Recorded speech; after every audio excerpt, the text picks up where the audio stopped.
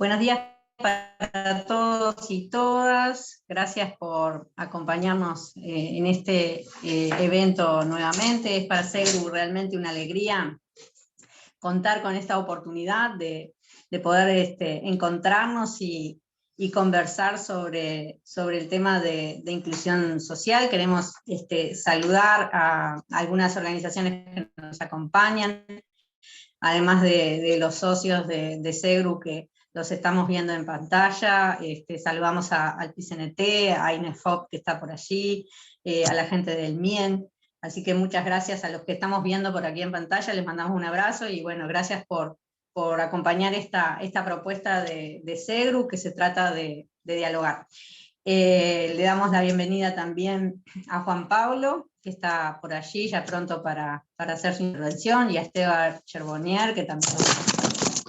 Wow, se cayó la pantalla, que también lo vemos por allí, y tenemos también pronto a Álvaro para que entre los tres podamos hacer una charla intensa, interesante y con los aportes de todos ustedes. Le doy la bienvenida al presidente de SEGRU, Lionel, te escuchamos. Hola a todos, buenos días, es un placer tenerlos acá. Esta es nuestra segunda charla de este ciclo que iniciamos. Es un tema más que importante. Creo que la inclusión social en este momento es crucial.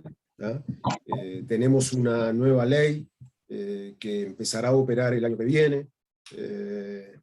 Creemos que esa ley va a traer muchos cambios para nuestro sector, y bueno, la inclusión social es uno de ellos. Por eso, en este momento, queríamos hacer esta charla, a la cual participamos y le damos la bienvenida a Juan Pablo Tagliafico, que es el representante del capítulo regional de ISWA, que nos va a hablar sobre este tema. También a Esteban Charbonnier, que está representando al MIDES, y bueno, a nuestro compañero de comisión directiva, Álvaro Lamas, que también va a dar una charla sobre el tema. Bueno, agradecemos muchísimo la presencia de tan variada, como dijo Lourdes. Acá están presentes muchas, el Estado, empresas, el PIT-CNT, de trabajadores, cooperativas. Eso es muy importante. Considero que la unión y las charlas en conjunto en estos temas son las que van a llevar a solucionar muchas cosas en este país, y espero que sea así. Bueno, no quiero aburrirlos, así que le doy otra vez a Lourdes la palabra para que ella presente a los que van a hablar. Está silenciada, Lourdes. Gracias. Bien, la propuesta es conversar, que cada uno de nuestros exponentes pueda en 15 minutos o 20 exponer cuál es su pensar o su reflexión sobre lo que es la inclusión social. En el caso de SEGRU, de lo que estamos invitando es una empresa que nos cuenta cómo ha vivido y cómo implementa la inclusión social en sus prácticas. Queremos escuchar también el MIDES, cuáles son las acciones que lleva adelante, y bueno, y conocer la experiencia de Juan Pablo. Les dejo ya con Álvaro Lamas. Perdón, Álvaro, una cosa que me olvidé. Les comento a todos que queda abierto el chat para que ustedes formulen todas las preguntas que consideren necesario para todos los expositores. Después las iremos contestando. Bueno, solo eso. Perdona, Álvaro, dale. No, por favor.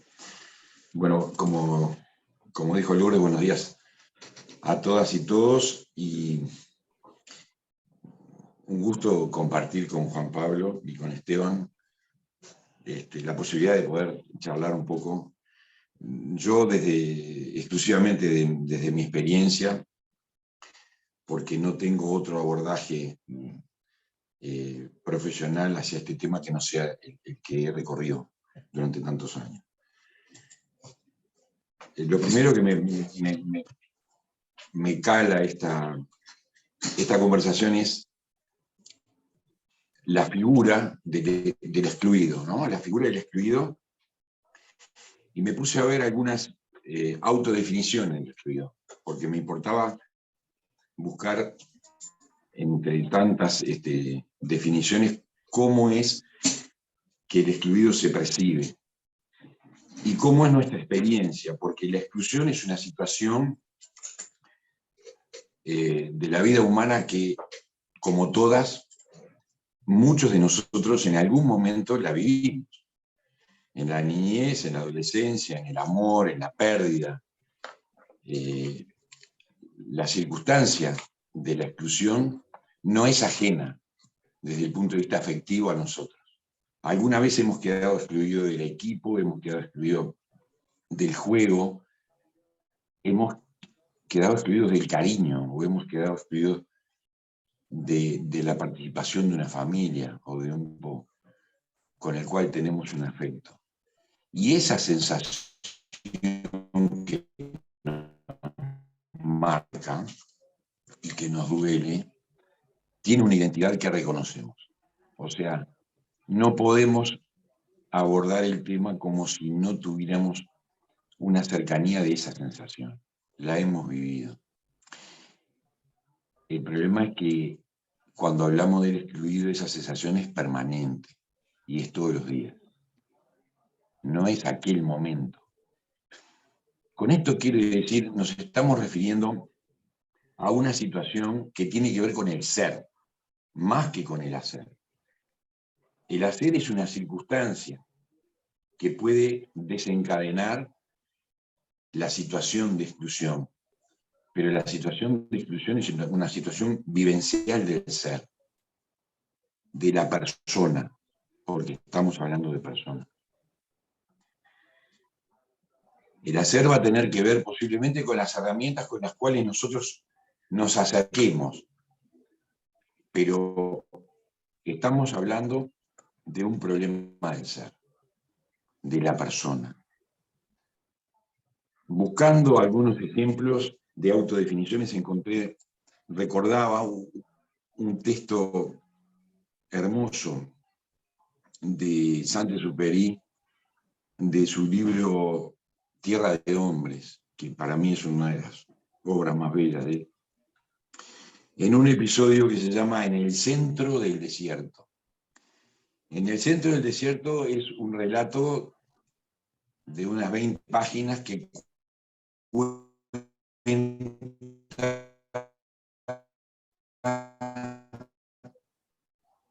con su mecánico cuando llevaban el correo postal de Europa a África y caen en el Sahara. Y allí comienza una serie de aventuras cada vez en descenso, sin energía, sin agua, sin posibilidades de abrigo, hasta que llegan al límite de saber que ese día van a morir. Y ese día, él relata que se siente como el animal que busca la especie. El hombre aislado que busca a la especie. Y se da una situación muy particular, que en determinado momento por encima de una aparece la cabeza de un tuareg que está recorriendo encima de un camello el cuidado de un rebaño, y en ese momento se inicia todo un diálogo consigo mismo en el cual él, en cámara lenta, va escribiendo que del giro de la cabeza de ese hombre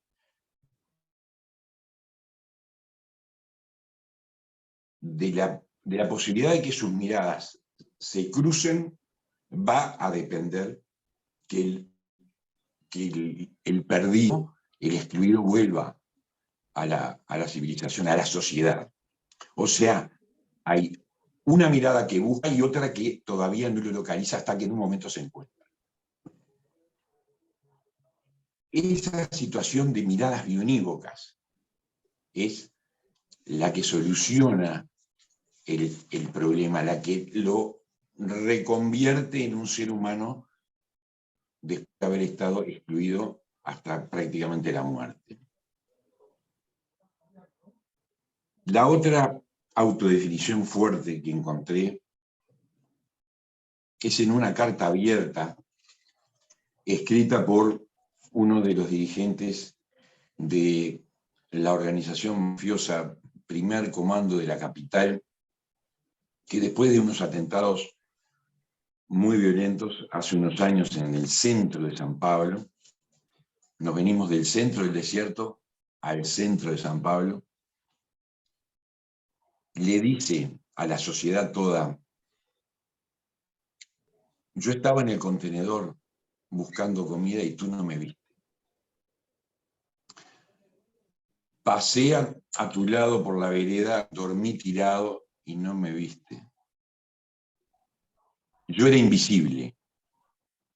Ahora sigo siendo invisible, pero estoy armado.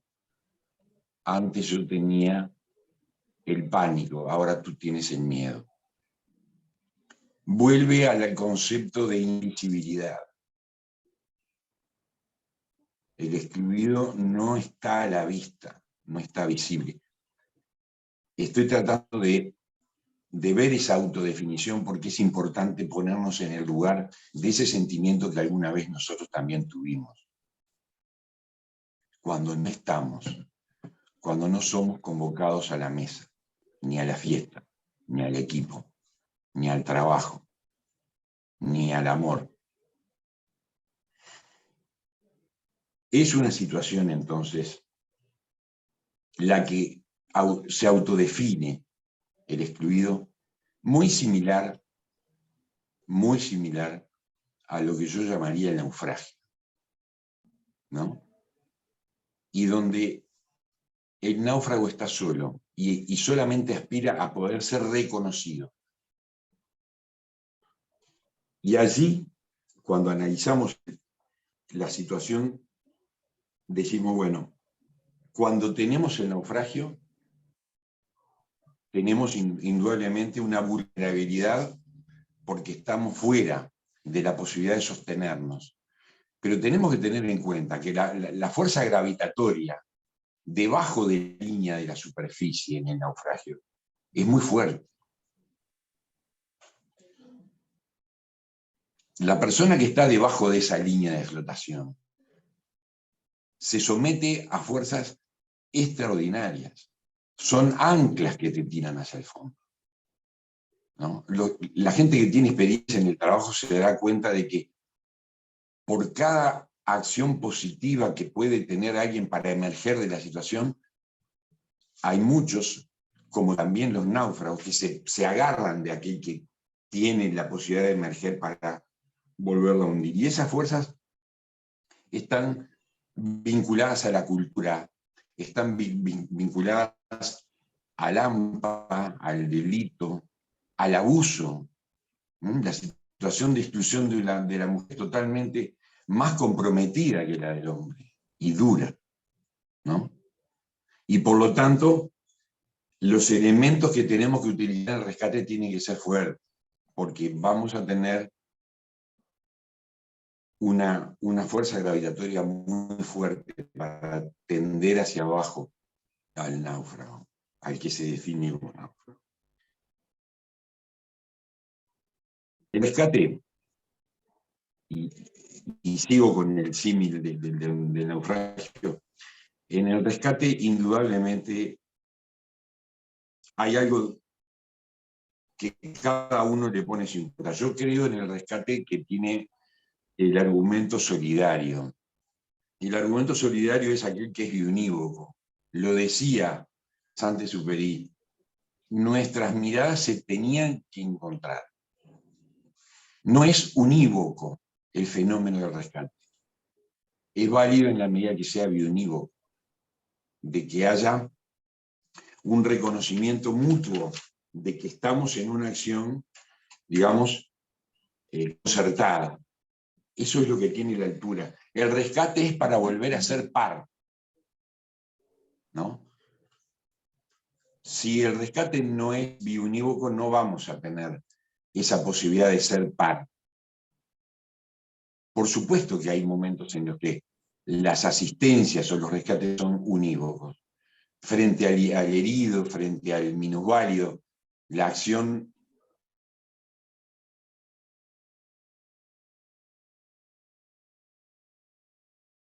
que tener en lo solidario un planteo de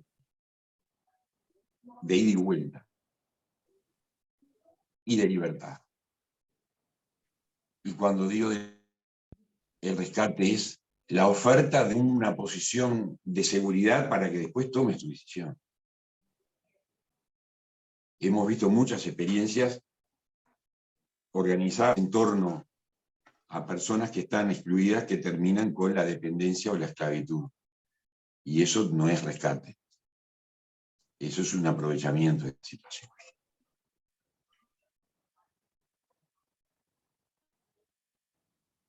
La situación biunívoca, la situación de ambas miradas, es la que termina por, de alguna manera, elevar el instrumento que utilicemos en el rescate. Y dentro de esos instrumentos, una de las cosas que yo considero como herramientas importantes, y ahora voy al tema de la exposición, son las empresas. Las empresas son instrumentos que pueden ofrecer mucho más de lo que están siendo utilizadas en el tema del tratamiento de la inclusión. Cuando tú ofreces un rescate, cuando estás operando el rescate, necesitas un navío que tenga un rumbo, necesitas un navío que tenga una tripulación, que tenga un destino, que tenga una cultura, que tenga un lugar no solamente seco, sino amable para poder transitar. Y yo creo que las empresas, de alguna manera, y ahora después de haber pasado 2 años de pandemia, aquellas que han sobrevivido indudablemente tienen esas cualidades. No estoy hablando de la panacea, estoy hablando de la realidad más cruda. Cuando decimos, tienen un propósito, tienen un capitán, tienen un equipo, sí, las empresas tienen un propósito. Más allá de que nos creamos o no nos creamos el cartel de misión que dice en la puerta, que puede ser publicalería, maquillado o no maquillado, la empresa tiene una cultura que se logra del promedio entre la sala de directorio, el laboratorio, la sala de venta, el vestuario y el comedor. Y eso lo percibe cualquiera. Y esa cultura es una oferta. Es una oferta para el que puede venir y decir, me acerco a esta experiencia, tengo un lugar en esta experiencia, ¿no? La empresa tiene un equipo de gente en términos de igualdad y en términos de jerarquía, que no quiere decir desigualdad, sino que quiere decir jerarquías funcionales, que ordena, que lleva adelante la tarea. Y sin embargo son instrumentos que están, si no mal mirados, relegados. Pero yo creo profundamente, y lo he vivido, en las experiencias de rescate, las experiencias de inclusión que generan las empresas. Y también creo en uno de los valores fundamentales, que es la libertad para que la persona, el día que se sienta con la necesidad, pueda tomar su camino. Y crecer por encima de la empresa, que son casos que he visto. Y no me estoy refiriendo a la empresa privada, ni me estoy refiriendo a la sociedad anónima, ni a la limitada, ni a la cooperativa. Me estoy refiriendo a la empresa, porque yo creo que es ese el punto en donde nosotros podemos colaborar. Nosotros podemos colaborar con la reinserción o con la inclusión de aquellos en la medida en que podamos ser transparentes y tengamos un programa coordinado. O sea, las empresas de por sí no están en el medio donde se encuentran normalmente las personas con estos problemas. Pero sí hay organizaciones, ONG, el Estado, que podían coordinar con las empresas, ¿no? Organizaciones dedicadas a la detección, a la valoración, a la contención, ¿no? Con las que nosotros las empresas podemos trabajar ofreciendo esos lugares que van a ser de alguna manera las vías, ¿no? Donde nos volvamos a mirar y donde las personas puedan encontrar su tarea, su trabajo. Lo único que puedo hacer es apoyarme en la experiencia, se los decía, yo no soy sociólogo ni manejo las estadísticas, pero sí manejo una cantidad de casos que los he visto, ¿no? Gente que, por ejemplo, recuerdo a Daniel hace 25 años, problemas de adicción, problemas de disciplina, pide una oportunidad, una empresa se la da, el hombre construye en torno a esa oportunidad todo un trabajo, cambia de empresa varias veces y hoy maneja la logística de un depósito. Es abuelo, pudo educar a sus hijos, no niega su pasado, conoce. Cuando haya un caso en la puerta, él sale porque tiene traductorado simultáneo con el excluido.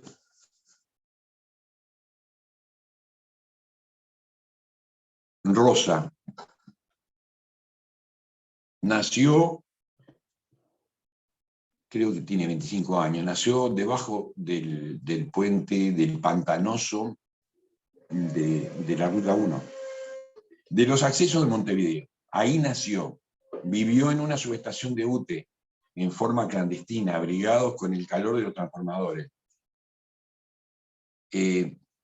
Pedía de la mano de su madre por todas las cuadras de El Paso Molino. Hoy maneja una planta de tratamiento de aguas.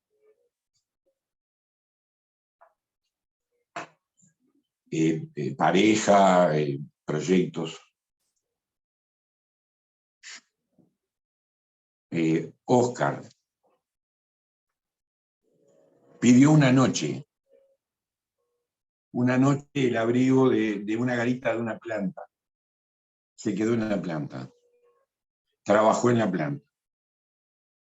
Hoy tiene una empresa de electricidad industrial y maneja con determinados criterios su empresa y se destaca. Es una empresa abierta a este tipo de situaciones. Tengo cantidad de situaciones así. ¿Qué quiero decir? Son las empresas una oportunidad que tenemos que aprovechar. Y no son solamente las empresas de residuos. Podemos hablar de la torta frita, del choripán, de la gastronomía más fina, donde hay ejemplos, podemos hablar de la costura, podemos hablar de la química. Todas las empresas que tengan esas características y la voluntad son oportunidades. No podemos estigmatizar a la persona que está en la basura para decirle, te mimetizaste con el medio. No. No tenés por qué mimetizarte con el medio. No tenés por qué seguir operando en esa situación. Y yo trabajo en una empresa que trabaja con residuos, pero no somos un basurero ni queremos. Entonces, creo que ese es otro punto importante a tener en cuenta. Si estamos hablando de las personas que están trabajando con residuos en un estado de exclusión, hay oportunidades en las empresas para que abandonen la exclusión, se integren a un proceso de inclusión en cualquier ramo, ¿no? Desde McDonald's hasta la empresa de combustible del Estado, cualquiera. Pero lo que tenemos que ser es sensibles a la situación y que las empresas, como hoy pasa en Segru, tengamos una oferta abierta nos interesa participar en el tema y colaborar. Es muy difícil que lo diseñemos, no estamos para eso. Estamos para trabajar en colaboración con los que diseñan estas políticas, ¿no? Sean públicos o sean privados. Pero tenemos una herramienta y es útil. Por acá me quedo. Bueno, muchas gracias, Álvaro. En esta intervención representa el sentir de SEGRU y el sentir de muchos de los socios que se encuentran en SEGRU. Como decía Álvaro, esto no se puede hacer desde el lugar de la empresa sin la ayuda, y por eso estamos en diálogo con Esteban Charbonnier, para que él nos pueda contar qué es lo que el Estado como organización, el MIDES concretamente, piensa en relación a la inclusión social, y en el caso de la inclusión social de las personas que trabajan con residuos, y estas acciones que viene haciendo el Estado para evitar, o para, como decía Álvaro, poner a la vista a esta gente en esta situación. Esteban, buenos días, te pasamos la palabra. Hola, buenos días. Buenos días a todos y a todas. No sé si les parece presentar o hacemos una conversación en función de lo que empezó a tirar Álvaro, como quieran.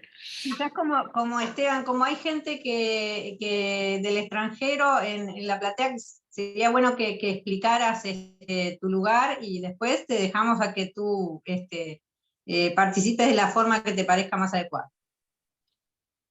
Bueno, mi nombre es Esteban Charbonnier, soy el jefe del programa Uruguay Clasifica, que es el programa que desde 2006, desde el MIDES, trabaja en el tema justamente de la inclusión de clasificadores en las políticas de gestión de residuos. Ese era como el objetivo original del programa.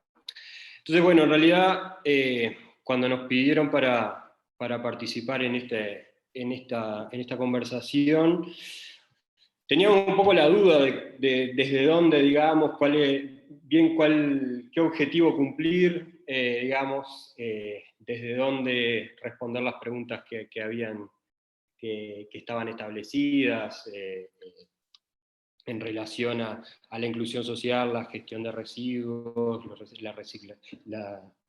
recicladores. Y bueno, la verdad es que no nos pusimos mucho de acuerdo en relación a qué era lo mejor, si partir de la historia, si partir de la ley, para llegar a cuestiones concretas. Así que vamos a hacer un intento variado por cumplir distintos objetivos, digamos, pero si les parece, como para facilitar la conversación, y si puedo, me interesaría hacer una presentación. Yo puedo...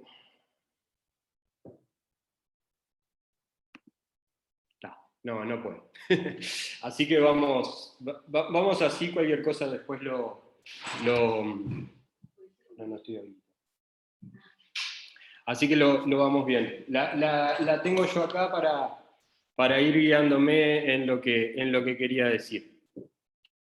Bueno, como les decía, el programa Uruguay Clasifica es un programa que intenta integrar a los clasificadores a las distintas políticas de gestión de residuos y promover el ejercicio pleno de derechos y el ejercicio de la ciudadanía. Eso surge en función de que por allá por 2006, una de las valoraciones que se hacía en relación a la política pública era que el sector de los clasificadores no tenía particularidades que hacían que fuera poco contemplado por las políticas sociales en relación a que había un ingreso y una forma de trabajo, pero justamente ese ingreso y esa forma de trabajo tenían implícitas las condiciones de esta exclusión o de esta falta de inclusión de los clasificadores en los ámbitos laborales y de gestión de residuos específicamente. Ahí hay un matiz con lo que estaba diciendo Álvaro en este momento. Nosotros no hablamos de exclusión en términos absolutos, o sea, nadie está absolutamente excluido de la sociedad.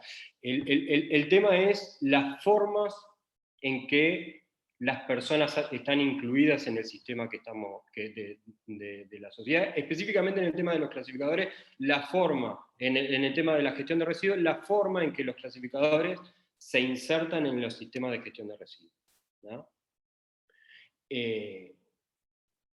La inserción que tienen hoy, y que tuvieron históricamente los clasificadores en el sistema de gestión de residuos, es de una inserción incompleta, por decirlo de alguna manera.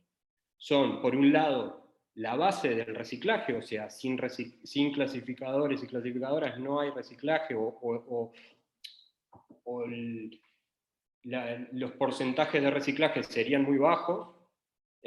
No sé, en el último plan director, ya hace mucho tiempo, pero 2004, que era cuando arrancamos nosotros, el 98% del reciclaje de residuos sólidos domiciliarios se hacía a partir de los clasificadores.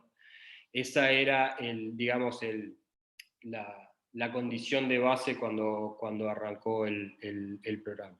Entonces, en ese sentido, desde el programa apostamos fuertemente a un esquema de trabajo que tenía que ver con el fomento de capacidades, ¿no? Allá por el 2006, el inicio del trabajo del programa tenía que ver con el fortalecimiento de capacidades de los grupos de clasificadores para incorporarse a las políticas de gestión de residuos. Esa era la idea con la que trabajábamos en aquel momento, desde 2006, y así es que empezamos a trabajar en todo el país.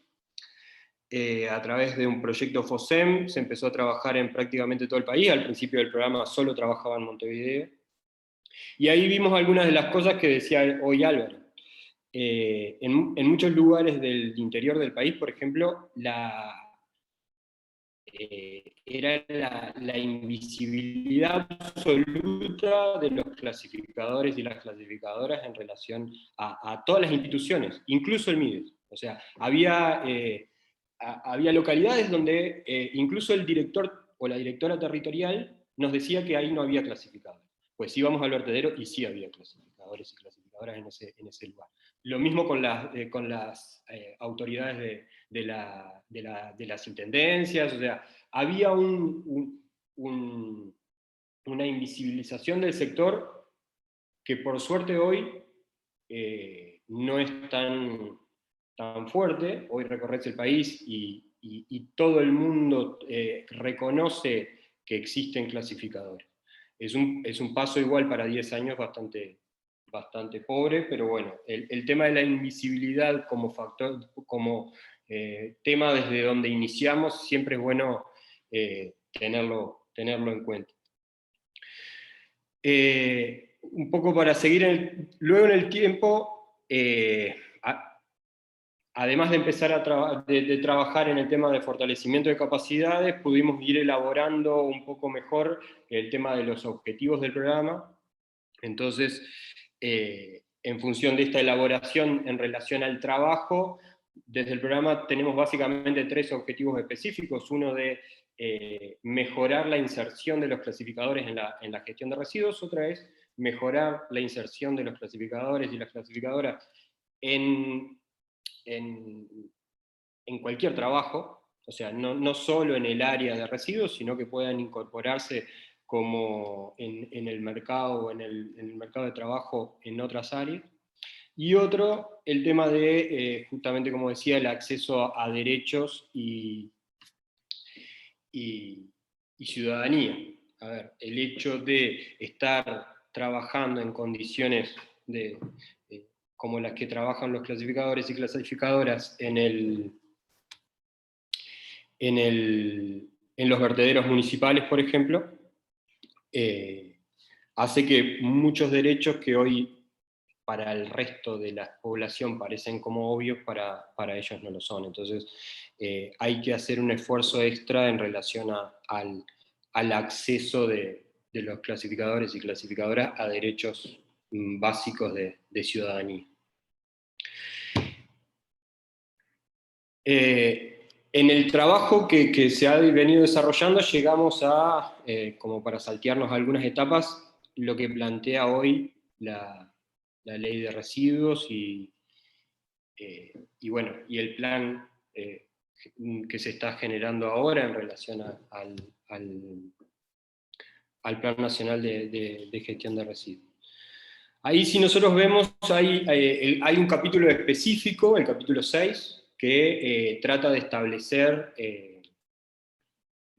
elementos y herramientas para trabajar este tema. O sea, se logró que en una ley que intenta organizar la gestión de residuos a nivel país, haya un capítulo específico que trata de la inclusión. Eso es para nosotros un logro importante. O sea, no es un logro del programa, es un logro en general del sector y de los que venimos trabajando en el apoyo al sector, que la gestión de residuos sea vista desde esta óptica y con esta necesidad. Ahí, si ustedes ven la ley, dice algunas cosas que son muy importantes en relación a cómo debe apostarse a la inclusión social.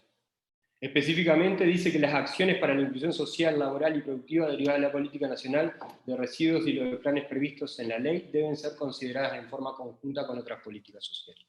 Ese es como el marco de trabajo. En ese marco,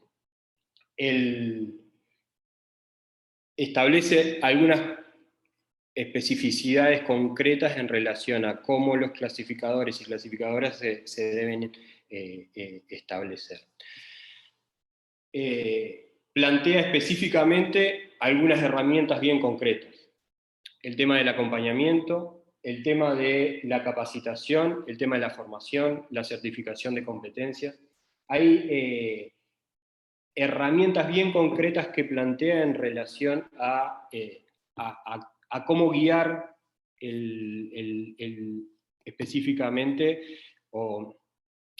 lo que vendría a ser un sistema de inclusión de clasificadores.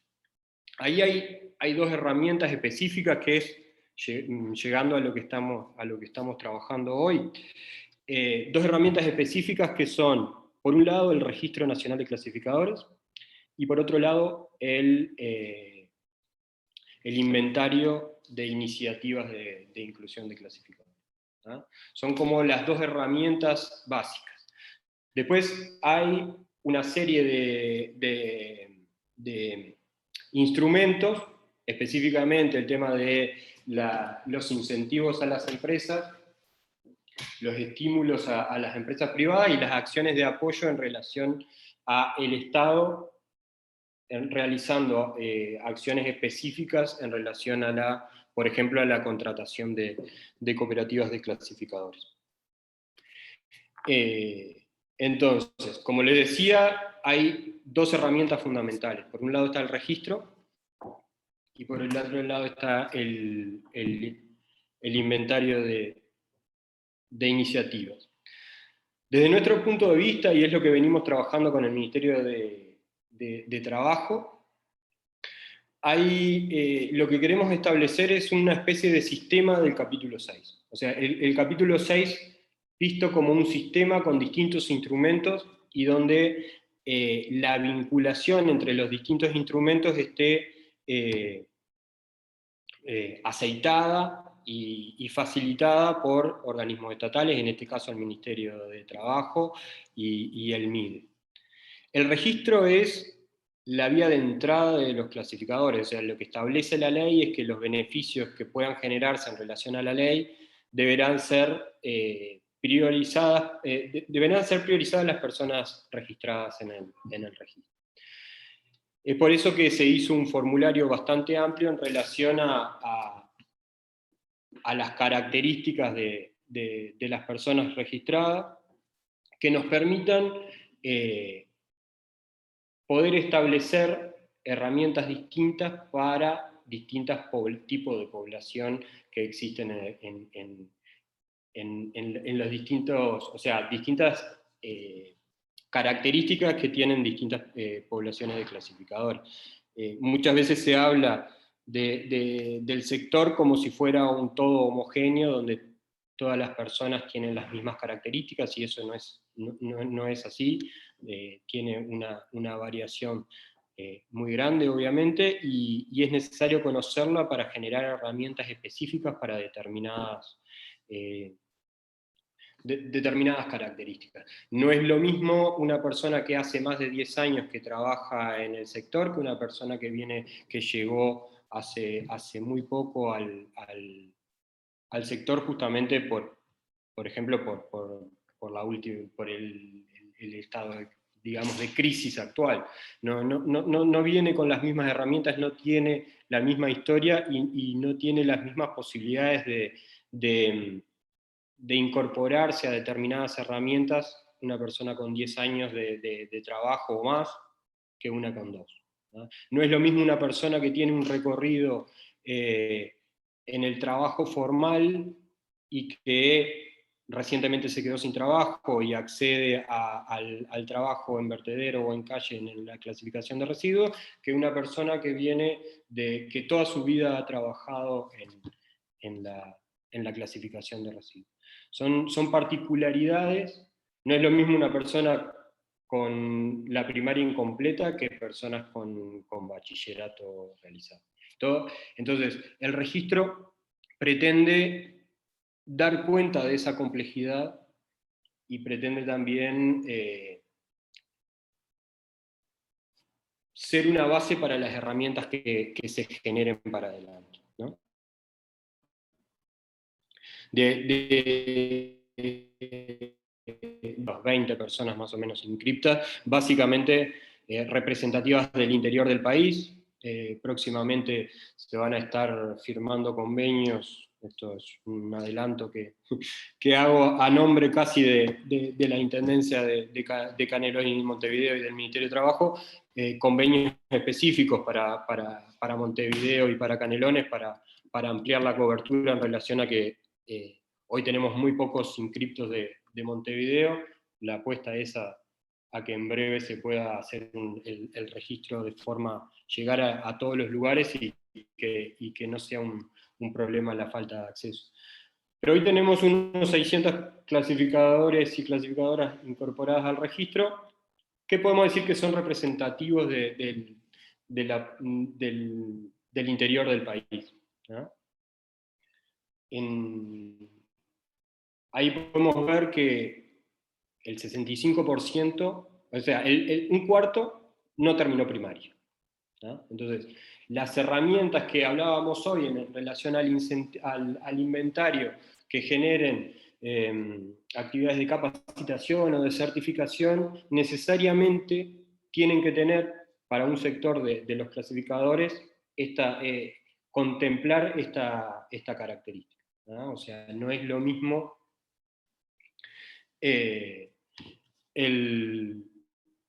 no es lo mismo las herramientas de certificación o de capacitación que se pueden poner a disposición si una persona no terminó primaria que si ya está en el bachillerato, que también hay. Entonces, nos parece importante el registro. Nosotros intentamos que el registro no sea un listado, digamos, sin demasiados datos, justamente para poder tener una idea más clara de cuál es la realidad actual del sector, sin hacer tantas asunciones que siempre se han hecho. El tema de la cantidad y las características del sector de clasificadores siempre ha sido un tema, y bueno, por eso tanto desde la UCRUS como desde el MIDES, el Ministerio de Trabajo, se entendía importante llevar a cabo el registro. Por otro lado está el tema de las iniciativas, o sea, ¿qué iniciativas existen en relación a la inclusión de clasificadores? Y acá también, la idea es evitar la simplificación que genere una idea de que tenemos un problema, digamos, multisectorial y complejo que lo podemos resolver con una simple lista de supermercado en relación a qué iniciativas hay hoy que puedan incluir clasificadores. Desde nuestro punto de vista, y en ese esquema que estamos trabajando con el Ministerio de Trabajo, el inventario de iniciativas tiene que ser no solo un inventario, sino tiene que ser una guía en relación a cómo desarrollar iniciativas que puedan incluir a clasificados. Y ahí estamos trabajando en eso, estamos trabajando en cómo sería este inventario y cómo se vincularía con el registro y con los otros elementos del capítulo 6, digamos, y de toda la gestión de residuos.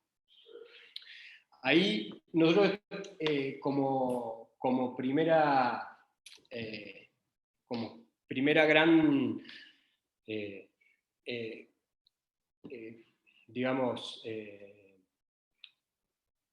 digamos, categorías de iniciativas, venimos identificando algunas, que entendemos que cada una de ellas va a tener un formateo, digamos, una idea de qué características debería tener una iniciativa actual o futura en relación a estas cosas.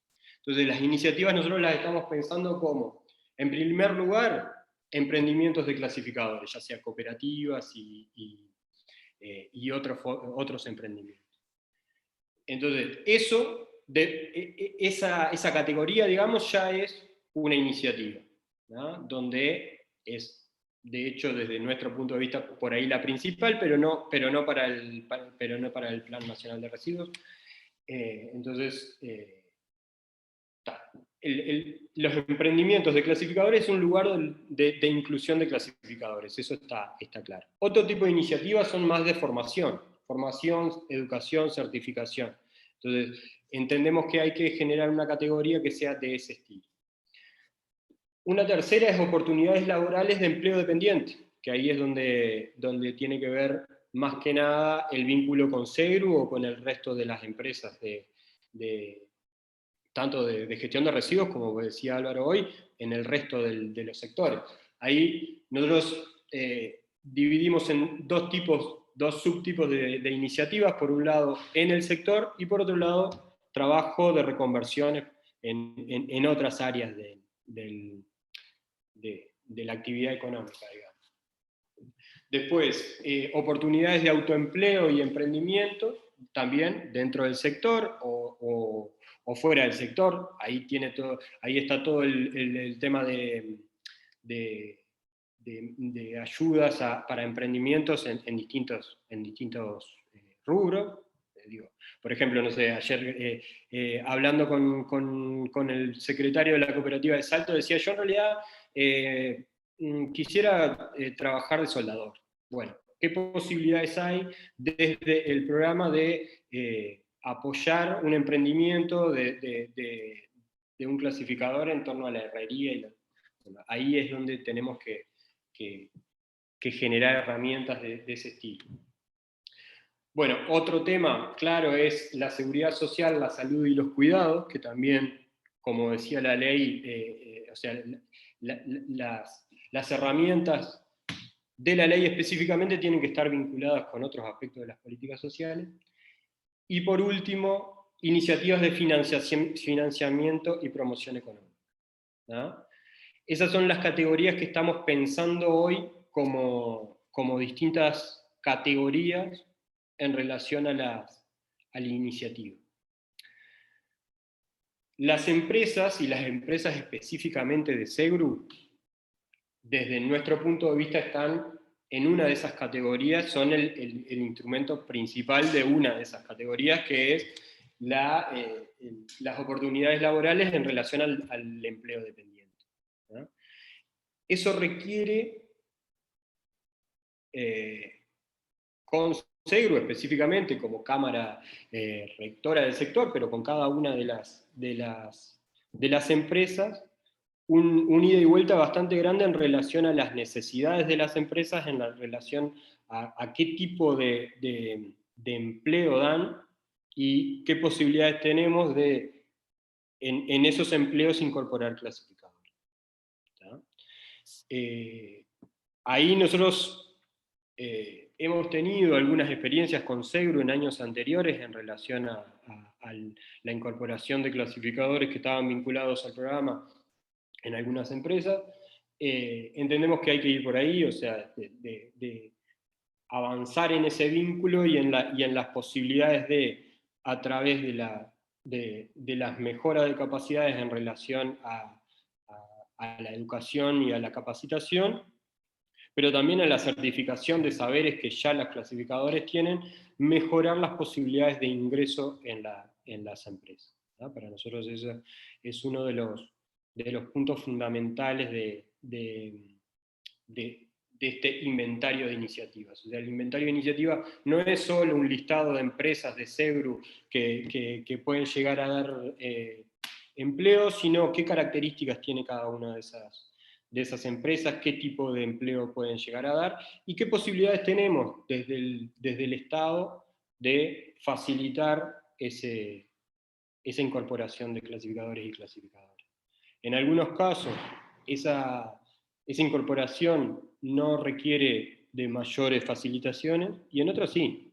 En otras es necesaria cierta aproximación, digamos, de las empresas en relación a las oportunidades que se dan y a la amplitud de las oportunidades que se dan, y de parte del Estado un acercamiento también para intentar que las personas clasificadoras accedan a capacidades que hoy, por un tema justamente de inserción en la cadena, no tienen. Pero no tienen, ahí no hay una cuestión, digamos, ontológica relativa que no tienen, es una cuestión de oportunidades que han tenido durante la vida. No estamos hablando de personas que tengan capacidades menores, digamos, sino que no han tenido acceso a la educación y a las oportunidades, en definitiva, de capacitación. Entonces nosotros tenemos que hacer un esfuerzo por generar esas capacidades o esas oportunidades.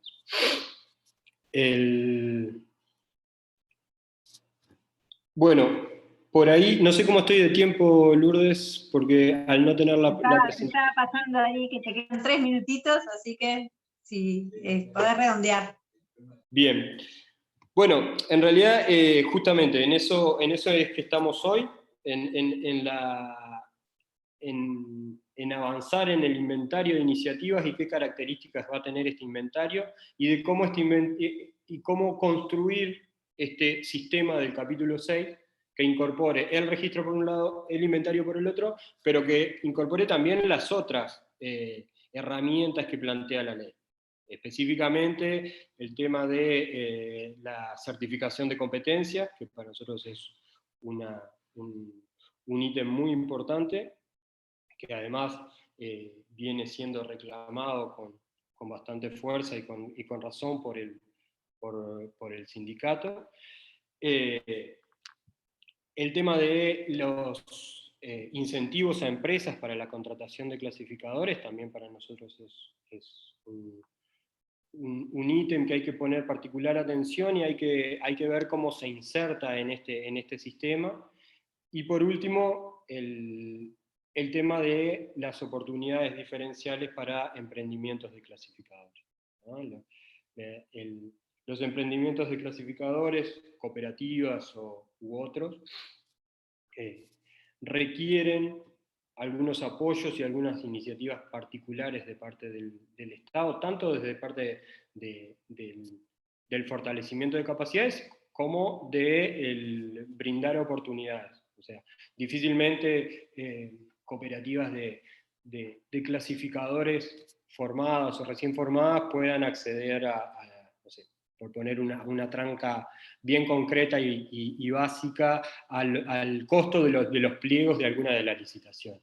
Entonces, en ese sentido entendemos que las cooperativas tienen que tener acceso a algunos beneficios, por lo menos de forma temporal, que le permitan balancear un desbalance con el que parten en la competencia, digamos, por servicios de gestión de residuos. Entonces ahí hay un tema que también hay que atender. Pero lo que nos parece que el capítulo 6 tiene que tener eso, tiene que tener un balance o una amplitud de objetivos que permita no solo un trabajo en pos de la cooperativización, por ejemplo, o del incentivo a emprendimientos, sino también a través de la capacitación y la certificación, el acceso a empleo dependiente dentro y fuera del sector, ¿no? Para nosotros este es el tema fundamental acá, desde el punto de vista de los clasificadores, es el trabajo y cómo se realiza.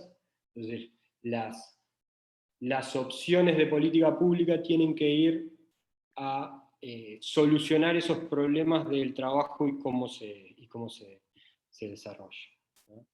Entonces, por ahí era que quería dejarles estos comentarios a todos ustedes.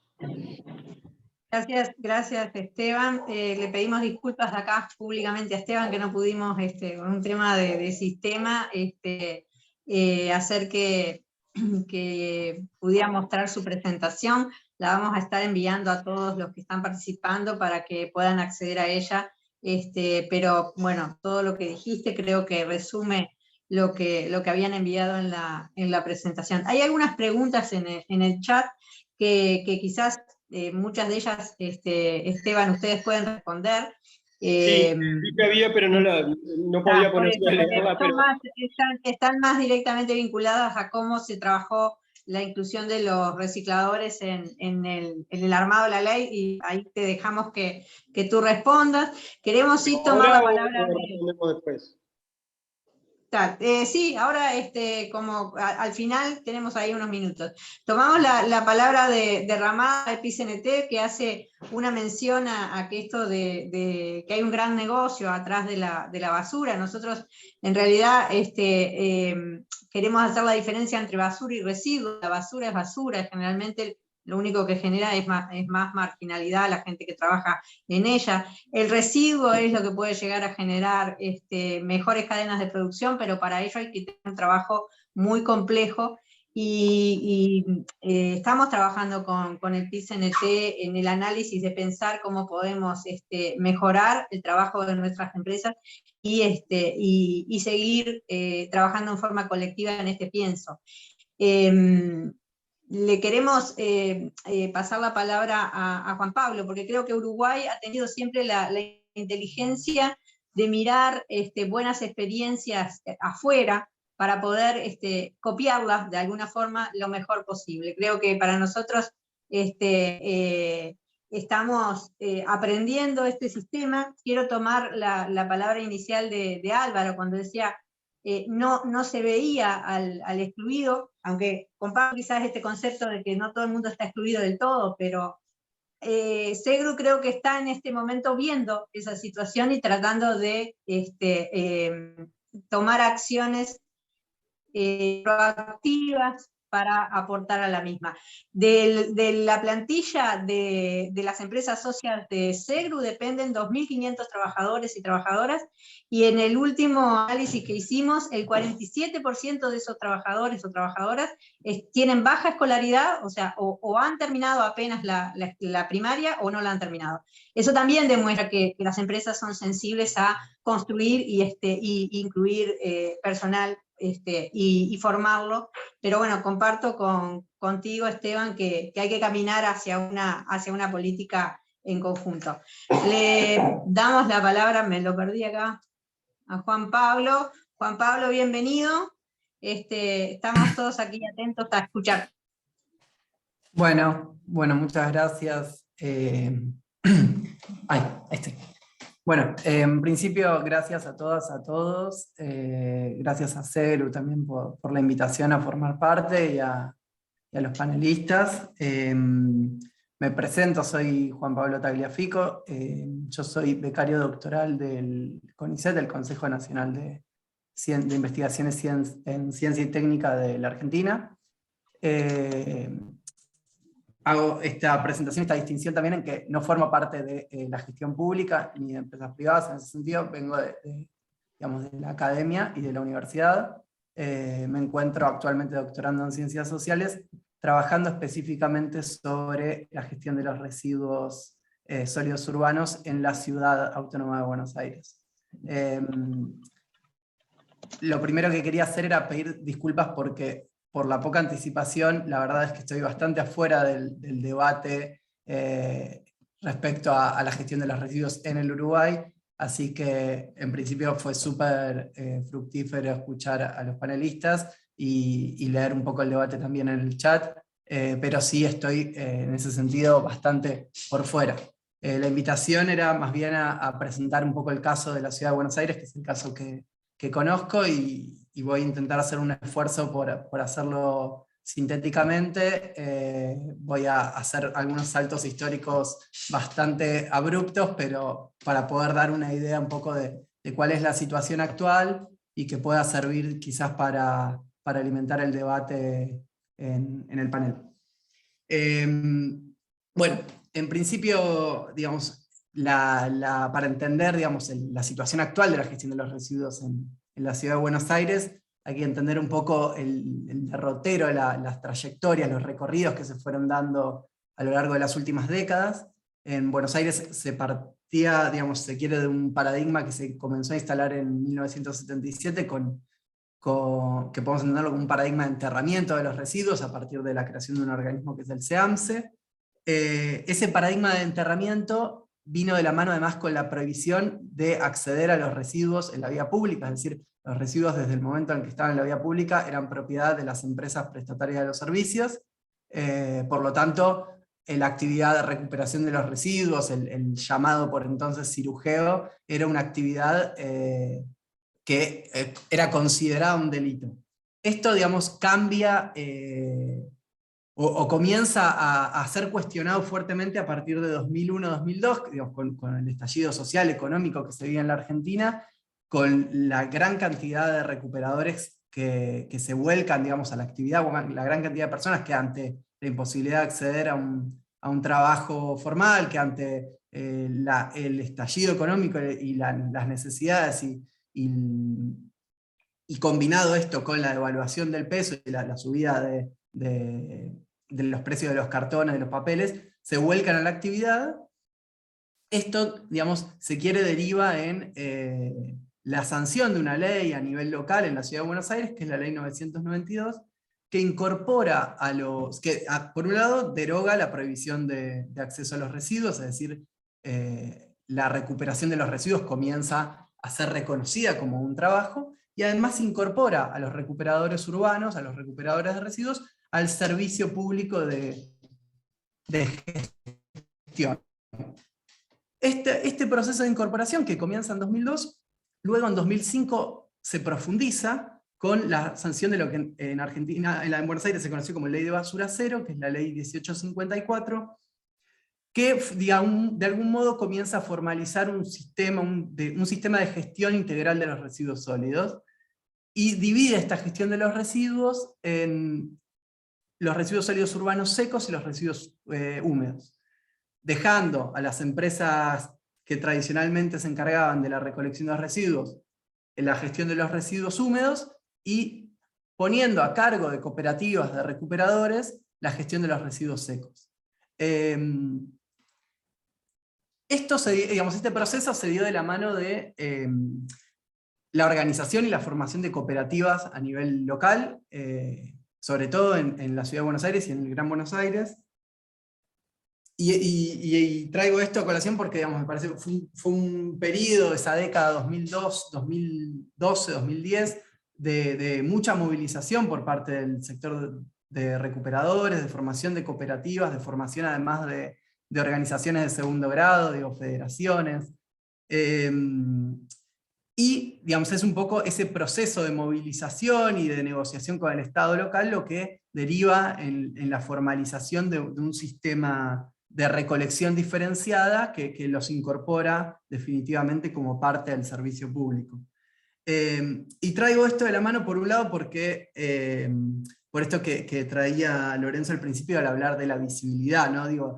Efectivamente, en esos años se dio un proceso de visibilización de la actividad y además de transformación de la percepción de esa actividad, que hasta hace unos años era percibida como un delito, y eran percibidos como sujetos peligrosos, a ser percibidos como, la actividad como un trabajo y a esos sujetos como trabajadores, y además como quienes realizaban una actividad que era importante para la gestión de un servicio público como es el de la recolección y clasificación de los residuos.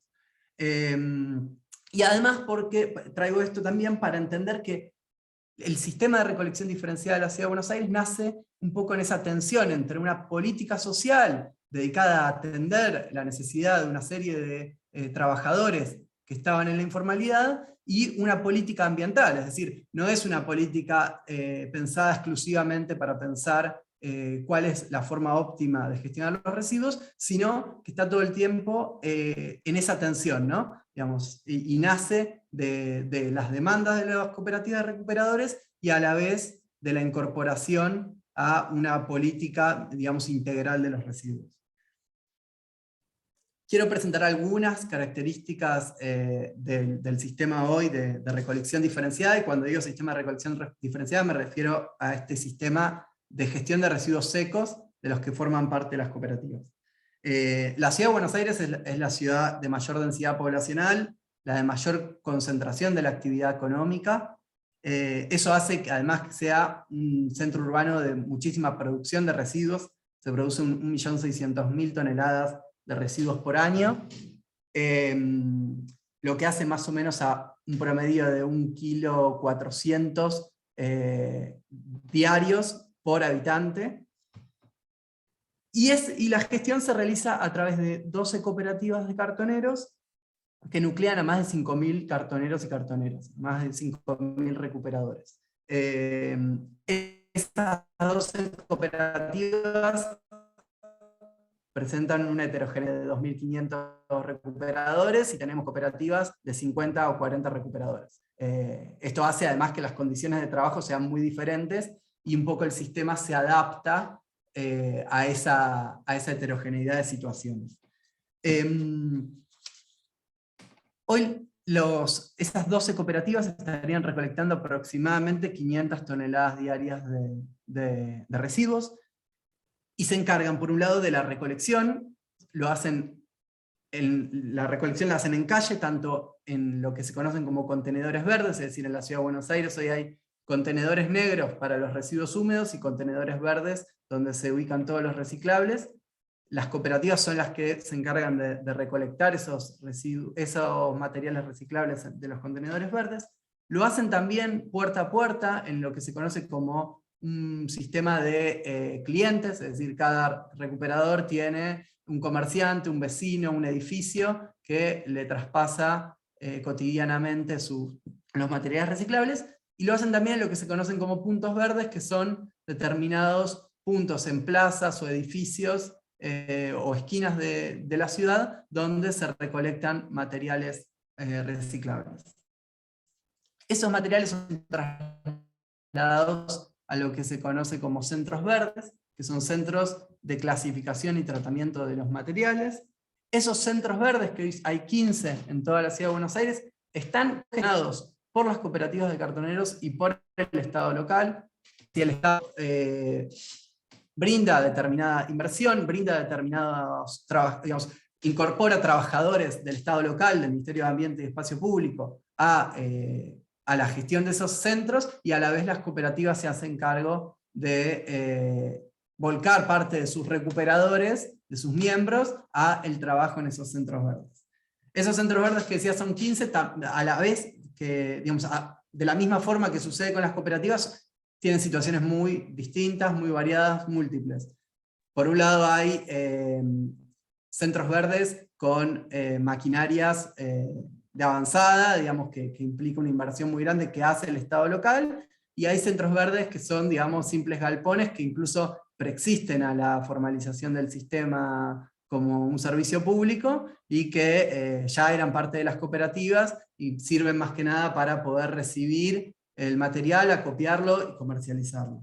A la vez en esos centros verdes se recibe material de los grandes generadores, que son sobre todo grandes comercios, cadenas de supermercados, shoppings, edificios de altura, creo que son de más de 20 pisos, que tienen por ley, a partir de la ley 1854, que se sancionó en 2005, la obligación de separar los residuos y enviar a estos centros verdes, o en realidad más bien proveerle a estos centros verdes el material reciclable. Entonces, como decía, las cooperativas se encargan en los centros verdes de la clasificación del material, y a la vez se encargan de la comercialización, es decir, el contacto se hace directamente entre las cooperativas y las empresas. Sobre todo intentando, en las cooperativas que nuclean a gran cantidad de recuperadores, acceder, digamos, a la industria y poder vender el material directamente, digamos, sin algún intermediario, para lograr, si quiere, mejores precios en esa venta. Esto, como decía, se hace en una cogestión con el Estado local. Es decir, el Estado, digamos, el gobierno de la Ciudad de Buenos Aires hoy, a partir de la Dirección de Reciclado, que forma parte del Ministerio de Ambiente, brinda por un lado uniformes, brinda un servicio de logística y de transporte, es decir, los colectivos, los buses con los que se trasladan los recuperadores desde sus hogares hasta la ciudad, los camiones que cargan los bolsones con el material reciclable, como decía, brindan inversión en maquinarias, en prensas, digamos, todo el equipamiento y la infraestructura que forma parte de los centros verdes.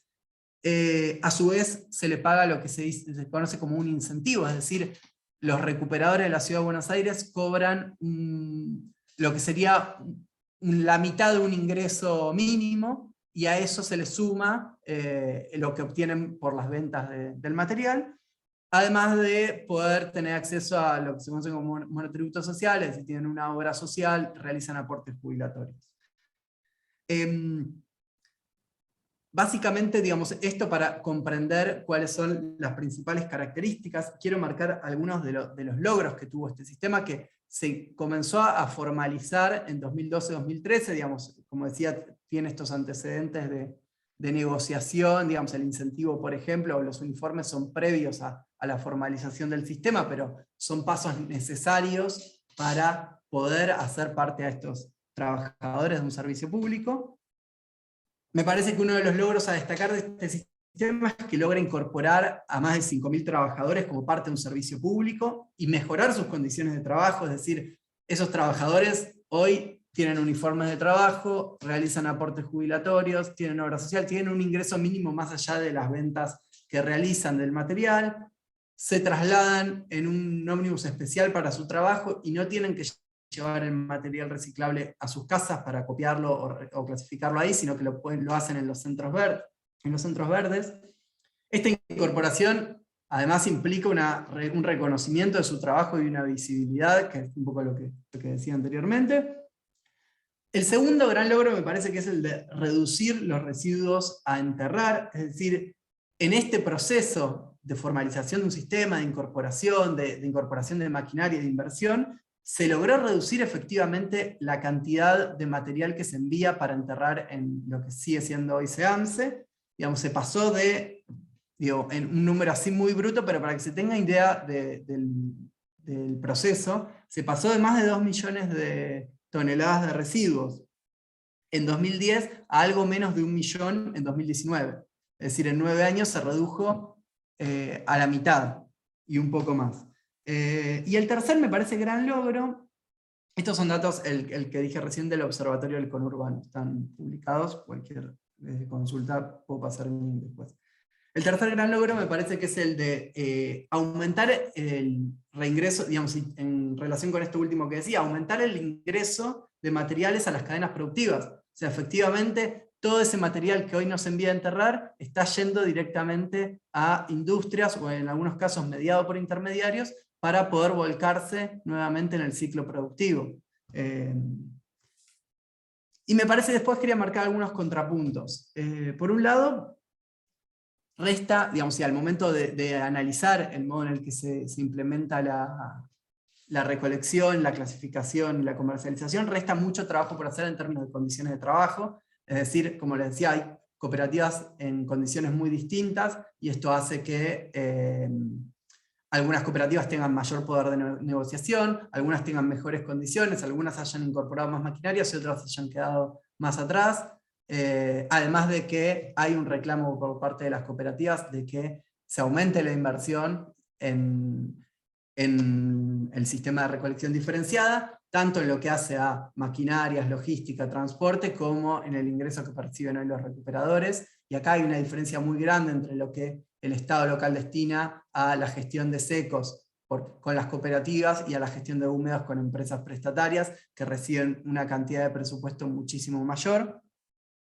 Por otro lado, me parece que esto, bueno, como les decía, aumentar el acompañamiento del Estado en mejorar la captación de materiales, y ahí hay muchísimo que hacer en términos de logística. Digamos, hoy se convive en un sistema de recolección entre estos contenedores que implican, digamos, una distancia con los vecinos, con los comerciantes, y el sistema de clientes que se quiere es más efectivo porque logra materiales de mejor calidad, porque logra una regularidad mucho mayor en la captación de los materiales, pero a la vez es más costoso porque implica mayor esfuerzo, implica estar en la calle, implica estar manteniendo ese vínculo con lo que se conoce como clientes.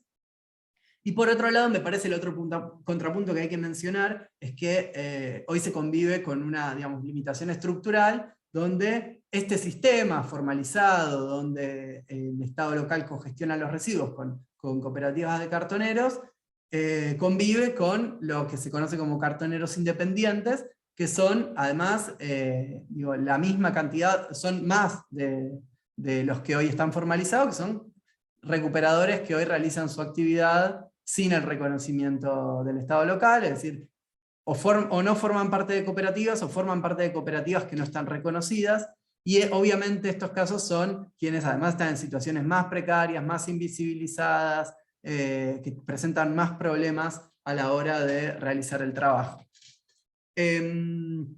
No sé cómo estoy de tiempo, creo que ¿bien?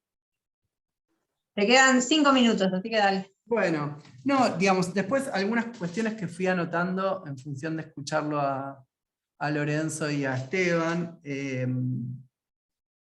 Me parece que más allá de poder pensar el problema en términos de solidaridad y de valores, que me parece que hay que tenerlos en cuenta y que hay que incorporarlos al análisis del funcionamiento y del proceso del sistema, hay que también, me parece, tener bien claro que hay dos problemas, si se quiere, que hay que por lo menos al analizar la ciudad de Buenos Aires, uno considera importante atender. Por un lado, un problema estructural que tiene que ver con las condiciones de trabajo y la precariedad en las condiciones de trabajo, que es un problema que además a nivel local no pareciera estar mejorando la situación. Es decir, no es que lo que vemos es que cada vez tenemos menos trabajo informal y un proceso de más incorporación a trabajos formales, sino que en las últimas décadas se han precarizado los trabajos, se han excluido del trabajo formal a gran cantidad de personas, y por lo tanto la formalización o el reconocimiento del trabajo y la incorporación al servicio público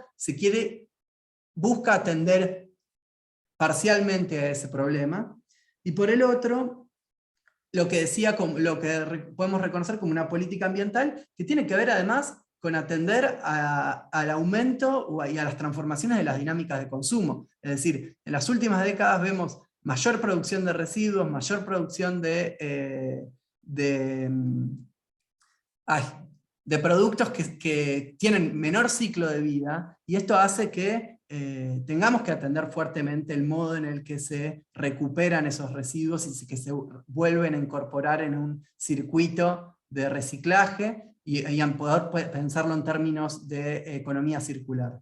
Y en ese sentido también la política tiene que atender a eso.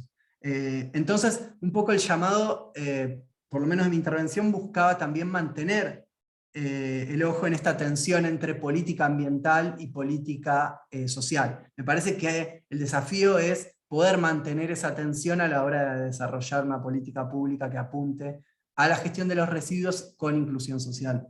Y me parece que, de nuevo, quizás lo de las empresas y las industrias no estaban tan presentes en este desarrollo que hacía, pero que la incorporación y la inscripción de las empresas en este sistema tiene que ir tiene que apuntar en esa perspectiva, digamos, en ese sentido que estoy marcando.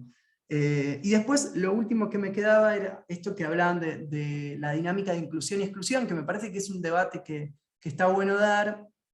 Me parece que es importante marcar siempre esta inclusión o exclusión respecto a qué, ¿no? Bueno, si hablamos de excluidos, son excluidos del mercado formal de trabajo, son excluidos de determinados espacios institucionales, de determinados reconocimientos sociales, culturales, simbólicos. Bueno, me parece que en eso requiere ser bien preciso, y me parece que sería importante además incluir también en este debate a los recuperadores. Me parece que es sintomático, y a la vez es un llamado de atención que tenemos que atender, que es que al momento de hacer estos debates tenemos que incorporar las voces de recuperadores y de trabajadoras cartoneras, porque tienen un saber, una expertise, una práctica que de algún modo es irreemplazable, más allá de los saberes técnicos que podamos aportar los académicos, de los saberes que puedan aportar desde la práctica política, desde la gestión pública y desde la gestión empresarial. Me parece que el desarrollo de la política pública tiene que ir articulado desde esos distintos puntos de vista. Y entonces hay que atender muy bien qué incorporar. Y en ese sentido también pensaba, bueno, ¿por qué también no incorporar voces femeninas? ¿Qué es importante? Me parece que hay una perspectiva de género a incorporar en esta gestión, y que hay que atender. Entonces, nada, quería hacer esos dos llamados de atención para cerrar, y de nuevo, agradecer la instancia, el evento me parece que es súper rico, me enriqueció mucho escucharlos, y bueno, nada, atento a ahora las preguntas y al debate. Puedo dejar, si quieren, también mi correo electrónico para canalizar preguntas después del evento. Te vamos a agradecer, sí, que dejes tu correo. Te agradecemos enormemente la participación. Creo que ha sido por demás claro. Cuando uno piensa en la dimensión de la ciudad de Buenos Aires, y en la forma en la que han resuelto ustedes la situación, o que van en vías de resolver la situación, nos anima, porque bueno, somos bastante más pequeños, y por allí, entonces entendemos que hay oportunidades. Sin duda, esta oportunidad de estar juntos, empresa, Estado, sindicato, que está por allí el PCNT, habla de una unidad de reflexión, y quiere decir que vamos por allí en un buen camino. Tenemos algunas preguntas. Hay una concreta, no sé si anda Ramada por allí. Si está Ramada y prende la cámara como señal de que está. Porque hay una pregunta, si no se la voy a pasar a Esteban, que es sobre Esteban, ahí está Ramada. Ramada, hay una pregunta que me parece que lo podría usted responder, que es que alguien pregunta si se ha consultado la opinión y las expectativas de los propios clasificadores. Me imagino que está en referencia a la nueva ley. Si usted abre su micrófono, le paso la palabra. Bueno, salud para todos, gracias. Bueno, en el proceso de esta discusión estuvo participando el sindicato de clasificadores, ¿no? UCRUS, y apoyado con nosotros, ya que UCRUS integra el PCNT, creo que por lo menos los que somos uruguayos lo sabemos, no sé si de otros lados. Entonces, se estuvo recogiendo sus planteos, sus inquietudes. No quiere decir que hayan sido todos recogidos en la ley, incluso nosotros hemos hecho algunas críticas y algunos planteos respecto a lo que es el plan que se está llevando adelante, pero se les consultó. Es más, planteos provenientes de todos los clasificadores aquí en Uruguay están hechos prácticamente desde que se fundó el sindicato allá por el 2002 o 2004, que se fundó el sindicato de clasificadores. Desde entonces hay planteos sobre impulsar la separación en origen, la colecta selectiva, el establecimiento de planta de clasificación, la dignificación del trabajo, etcétera, etcétera. Más allá de los aportes que hacen a lo concreto en cuanto al manejo de distintas fracciones de residuos.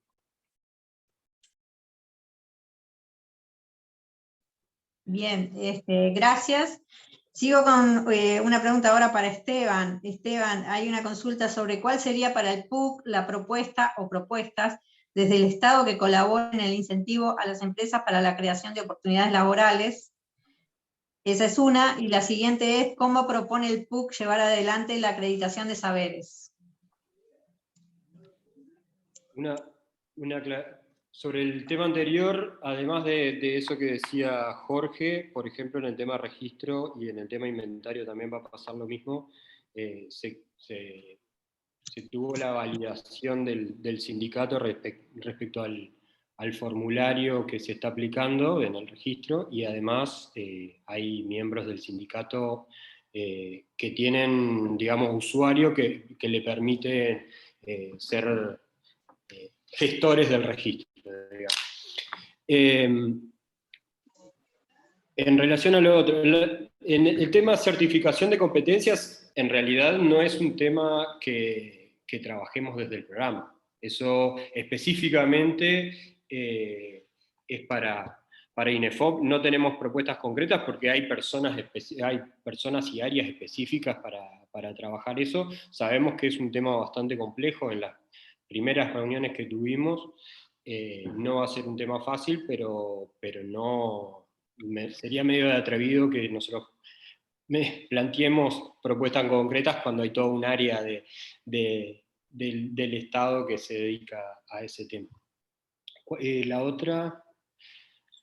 ¿Cuál era la otra? Disculpame que no estoy viendo acá el... La otra es, ¿cuál sería para el PUC la propuesta del Estado para que esto colabore al incentivo de la contratación de las empresas? No sé si tenés esa respuesta. Sí, en realidad eso está en discusión. En principio hay toda una serie de herramientas que tiene el Ministerio de Trabajo en relación a la exoneración de algunos aportes y eso, que pretendemos que también esté volcado para estos, que sean parte de las herramientas que se pongan en juego acá y que estén vinculadas con otras políticas.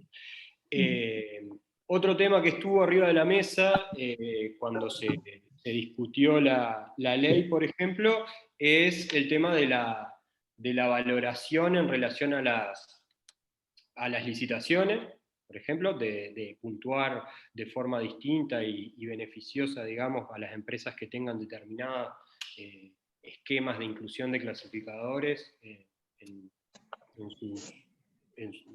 su práctica, digamos, y que lo puedan certificar. Ese es otro de las herramientas que se estuvo viendo. básicamente van por ahí. Todo el ítem de incentivos a las empresas depende mucho más del Ministerio de Trabajo y del MIEM que del MIDES. Nosotros, las herramientas específicas esas tienen que ver con estos dos ministerios más que con nosotros. La apuesta del MIDES es estar de alguna manera garantizando que determinados procesos que presuponen esos incentivos realmente se cumplen. No siempre pasa este ítem, digamos, de que a veces los objetivos de una política de subsidios no están bien afinados y se generan una política de subsidios que no necesariamente cumple con el objetivo de la ley. En ese sentido nosotros apostamos a poner herramientas en este sistema del capítulo 6 que permitan el mejor ajuste entre la política de subsidios y la política de inclusión de clasificadores y clasificadoras en la gestión. Bien. Bueno, gracias Esteban. Ahí hubo algunas preguntas cruzadas allí que ya se fueron dando respuestas. Hay algunas otras que no son preguntas, que son más consideraciones. De nuestra parte, como SEGRU, agradecerles a las personas que expusieron, pero también a todos los que estuvieron presentes.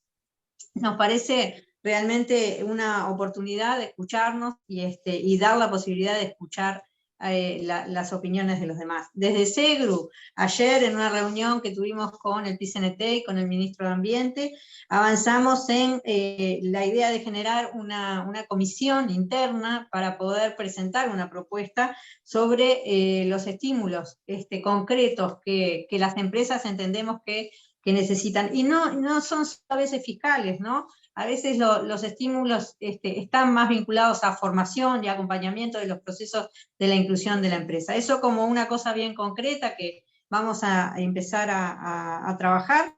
Lo otro es que también como gremial nos gustaría no solo hablar de la inclusión social de los trabajadores a las empresas, sino también de pensar en estas unidades de negocio que son las cooperativas o los monotributos, como empresas de diferente tamaño, y que puedan sentir en la gremial un lugar en donde poder acompañarlos y de consulta. Ojalá en el futuro todos nos encuentre trabajando en la misma mesa. Por ahora nos disponemos a aportar desde el conocimiento de la gestión de los residuos y sobre todo de lo que es la gestión de las habilitaciones, porque estamos cruzados por ese tipo de controles, desde ahí compartir con los trabajadores esa experiencia para que cualquier inversión que quieran hacer en pos de cooperativizarse o generar un monotributo pueda contar con este caudal de experiencias de SEGRU que van desde empresas muy pequeñas a empresas también muy grandes. Siguen ahí apareciendo mensajes, pero se ha hecho como un poco tarde. Vamos a intentar pasar estas preguntas después para que las puedan responder quizás por chat. De mi parte, les voy a devolver la palabra a Leonel para despedirnos. De mi parte, muchísimas gracias. Leonel. No, simplemente un aporte. Agradecerles mucho a todos por la presencia aquí, y por la charla tan enriquecedora que tuvimos, de los tres expositores.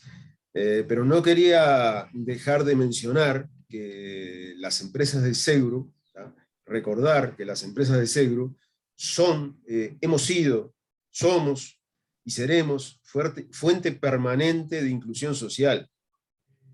Tal como lo expresó Lourdes anteriormente, nuestra fuerza de trabajo dentro de las empresas mayormente está compuesta por trabajadores de muy bajos recursos y que han salido muchas veces de esos trabajadores de la calle. Esta situación que hemos hecho a través de tantos años de trabajo en las empresas de SEGRU, también acá un tironcito de oreja, lo hemos hecho a costo de las empresas. Y lo más importante es la formación de esos trabajadores, porque tienen que tener una formación para poder incluirse socialmente y para poder salir de esa situación de trabajo que están en la calle. Esa formación se la damos a través de las empresas. el Estado a veces ha sido ausente en estas situaciones y no ha compartido esa línea de trabajo con las empresas. Y por último, quería hacer mención a algo que escribió en el chat María José Lombardi, de la Intendencia de Canelones, y que me parece muy acertado. O sea, siempre cuando hablamos o se habla a nivel social, a nivel del Estado, a nivel de las instituciones, hablamos de la inclusión social de los trabajadores en las empresas del sector. ¿Por qué? Porque ellos trabajan en la basura. ¿Por qué también no desarrollamos algunas otras experiencias de trabajo en otras fuentes laborales? Porque los trabajadores no tienen por qué, si trabajan en la basura, muchas veces por la necesidad. Entonces, ¿por qué no hacer que entren en otras cadenas productivas del país? Me parece que eso es importante y cambia un poquito la visión de todo esto. Bueno, no quiero, se ha hecho tarde, les agradezco nuevamente la presencia a todos. Saben que nosotros estamos abiertos, tienen la página web de SEGRU, ahí se pueden comunicar con nosotros, así que después, si ha quedado alguna pregunta sin responder, trataremos de contestarla vía correo. Bueno, muchas gracias y un placer. Gracias a todos. Muchas gracias. Muchas gracias. Gracias. Muchas Muchas gracias. gracias. Gracias. Gracias por la invitación. Hasta la próxima. Gracias.